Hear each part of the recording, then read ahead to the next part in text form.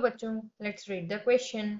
Which of the following energy order is और are correct according to Aufbau principal.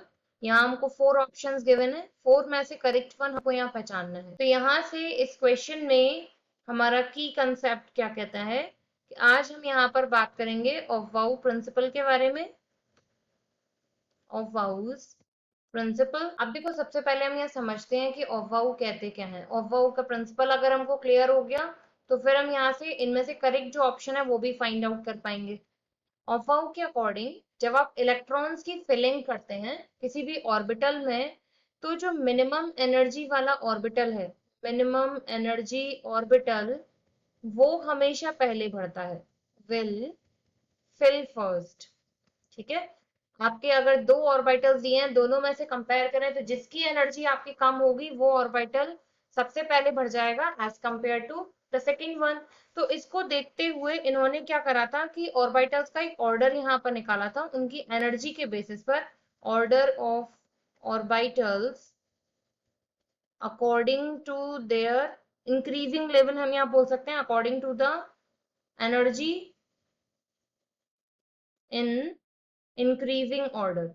ये जो यहाँ इन्होंने अरेंज किया है, ये इंक्रीजिंग ऑर्डर में अरेंज किया हुआ है. तो वो आज हम यहाँ पर डायरेक्टली मेंशन करते हैं और उसमें से फिर करेक्ट फाइंड आउट करते जाएंगे. सबसे पहले देखो इन्होंने यहाँ पर क्या लिया था, 1s.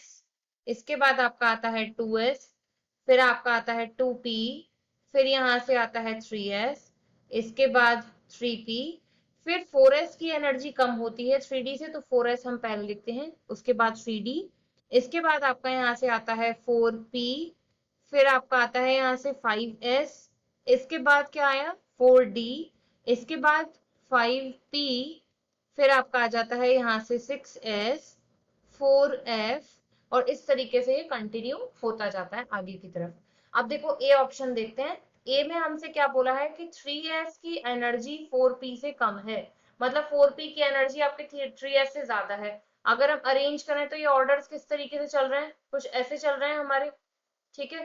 तो यहाँ पर हर नेक्स्ट जो ऑर्बिटल है उसका एनर्जी यहाँ पर इस तरीके से बढ़ता जा रहा है. तो अगर आप यहाँ से कंपेयर करो तो किस किस का कंपेयर करा रहे हैं, 3s का और 4p का. तो ये ऑप्शन आपका यहाँ से बिल्कुल ठीक है कि 3s की एनर्जी आपके 4p से कम रहेगी. बी को लेकर बात करते हैं. 6s की एनर्जी 5d से ज्यादा है, तो 6s आपका यहाँ आ गया, और 5d के लिए थोड़ा और आपको यहाँ लिखना पड़ेगा. तो हम लोग यहाँ पर 4f तक लिख चुके हैं. इसके बाद आपका यहाँ पर ऑर्डर आता है 5d, 5d के बाद आपका आता है 6p, 6p के बाद 7s, फिर आपका यहाँ से आता है 5f, इसके बाद आपका आ जाता है यहाँ से 6d, और लास्ट में हमने यहाँ लिया एक 7p. ठीक है. आगे ये भी और इंक्रीज होता जाएगा. अब हमसे यहाँ पे किस में मांगा था, 6s में कंपैरिजन और 5d में. तो उसने बोला था कि 6s की एनर्जी 5d से ज्यादा है. ये ऑप्शन बिल्कुल गलत है, 5d की एनर्जी ज्यादा है 6s से. सी ऑप्शन देख लेते हैं. यहाँ से 4f की एनर्जी 6s से ज्यादा है, तो आपका 4f यहाँ आ गया और 6s यहाँ आ गया. इन दोनों में कंपेयर करें तो बिल्कुल ठीक हो जाएगा कि 4f की एनर्जी आपके 6s से ज्यादा है. ये ऑप्शन बिल्कुल करेक्ट हो जाता है. डी की बात करते हैं. डी में हमसे कह रहा है कि 5p की एनर्जी 4d से ज्यादा है. तो 5p अगर हम देखें यहाँ कहाँ है, ये इन दोनों में यहाँ हम कंपेयर करें 5p एंड 4d, तो 5p की एनर्जी बिल्कुल 4d से ज्यादा है.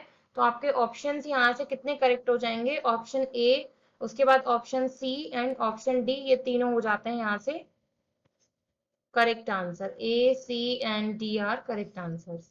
आई hope you understood well. Thank you.